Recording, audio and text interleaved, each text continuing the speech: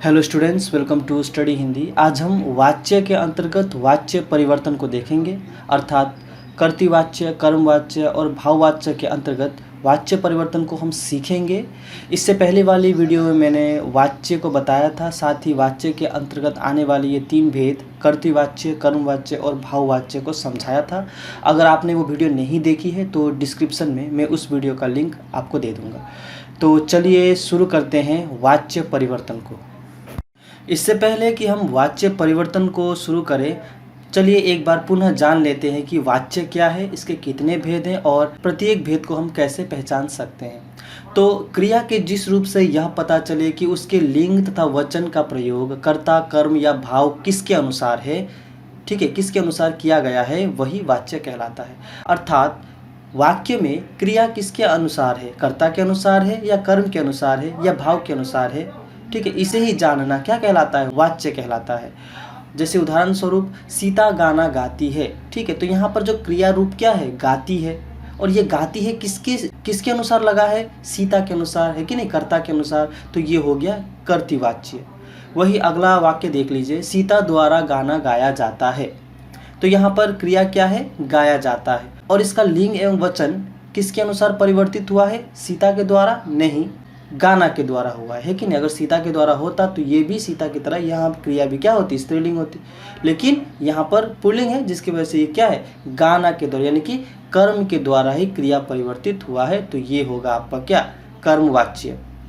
अगला और एक सेंटेंस है, वृद्धा से चला नहीं जाता, ठीक है, तो चला नहीं जाता ये जो क्रिया है ये कर्ता से प्रभावित नहीं है और इसमें कर्म नहीं है, यह क्रिया भाव से प्रभावित हुई है, लेकिन इसमें भाव की प्रधानता है, जिसकी वजह से यह वाक्य कहलाएगा भाववाच्य। तो संक्षिप्त रूप में हमने वाच्य, उसके भेद तथा उसके रूप को जाना। अगर आप इसे विस्तृत रूप से समझना चाहते हैं तो आप डिस्क्रिप्शन में दिए हुए लिंक को जरूर देखें, आपको यह अच्छी तरह से समझ में आ जाएगी।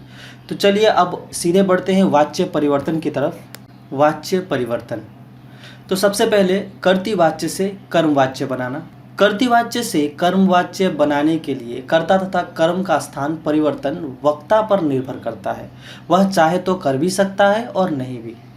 कहने का मतलब ये है कि जब कर्तृवाचक वाक्य को जब कर्मवाच्य बनाएंगे तो उसमें कर्ता और कर्म का स्थान परिवर्तन हो सकता है, इससे कोई समस्या नहीं है। जैसे उदाहरण के रूप में यहाँ देख लीजिए, तो यहाँ पर कर्मवाच्य वाक्य है, जैसे गीत मुकेश द्वारा गाया जाता है, मुकेश के द्वारा गीत गाया जाता है। तो यहाँ पर आप देख सकते हैं कि जो मुकेश है वो गीत के बाद आया हुआ है, ठीक है, फिर भी ये क्या है, कर्मवाच्य सेंटेंस है। वैसे ही यहाँ मुकेश को सबसे पहले लिखा गया है कि नहीं, मतलब कर्ता का स्थान परिवर्तन हुआ है। वैसे ही कर्म का स्थान जो गीत है उसका भी स्थान परिवर्तित हुआ है, लेकिन इससे कोई फर्क नहीं पड़ता, ये कर्मवाच्य ही कहलाएगा। तो कर्मवाच्य में कर्म और कर्ता का स्थान परिवर्तन हो सकता है। जो इसके नियम है वो देख लीजिए कि कर्ता के बाद के, द्वारा, द्वारा या से का प्रयोग होता है जब हम कर्मवाच्य वाक्य बनाते हैं, ठीक है। और एक है कि प्रायः क्रियाओं में जा का प्रयोग होता है। जैसे आप यहाँ एक कर्मवाच्य वाक्य देखते हैं कि गीत मुकेश द्वारा गाया जाता है, तो इसका कर्तृवाच्य क्या होगा, मुकेश गीत गाता है कि नहीं। तो यहाँ पर हम जब इसको कर्मवाच्य बनाते हैं तो गीत मुकेश द्वारा गाया जाता है, तो यह जाता जो है ये क्या होता है, इसका प्रयोग प्रायः देखने को मिलता है हमें, किसमें, कर्मवाच्य में। जब भी हम कर्तृवाचक वाक्य को कर्मवाच्य में बदलेंगे तो हमें ये जाता या फिर जा का जो है प्रयोग प्रायः करना पड़ता है या फिर देखने को मिलता है। तो चलिए कुछ वाक्य को देखते हैं। जैसे कर्तृवाच्य, महादेवी ने यह कविताएं लिखी, ठीक है, तो इसका कर्मवाच्य होगा, यह कविताएं महादेवी द्वारा लिखी गई, ठीक है। तो से और के द्वारा हम कर्मवाच्य वाक्य का निर्माण करते हैं, ठीक है। अगला है, रोहन ने चित्र बनाया, तो इसका क्या होगा, रोहन द्वारा चित्र बनाया गया या फिर चित्र रोहन द्वारा बनाया गया, ये दोनों सही होगा। रमा ने खाना खाया, तो इसका क्या होगा, रमा द्वारा खाना खाया गया, ठीक है। वैसे अगला, प्रधानाचार्य ने बच्चों को बुलाया, प्रधानाचार्य द्वारा बच्चों को बुलाया गया। तो जब भी हम कर्तृवाच्य से कर्मवाच्य में बदलेंगे तो हमें ध्यान रखने वाली बात क्या है कि से या फिर के द्वारा का प्रयोग करना है, लेकिन साथ ही अधिकतर जाता है का भी प्रयोग होता है। आगे हम देखते हैं कर्तृवाच्य से भाववाच्य में बदलने की प्रक्रिया को। कर्ता के बाद से के द्वारा परसर्ग जोड़ा जाता है।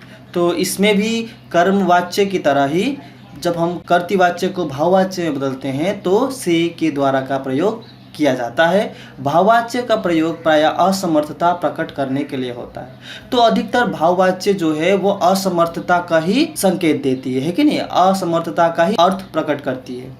वाक्य का प्रयोग बहुत सीमित होता है। तो यहाँ पर जो वाक्य का प्रयोग है वो बहुत ही सीमित होता है। जैसे हम देखते हैं कर्तृवाच्य से भाववाच्य में परिवर्तन, इतना कष्ट नहीं सह सकते, तो इसका भाववाच्य क्या होगा, हमसे इतना कष्ट सहा नहीं जाता।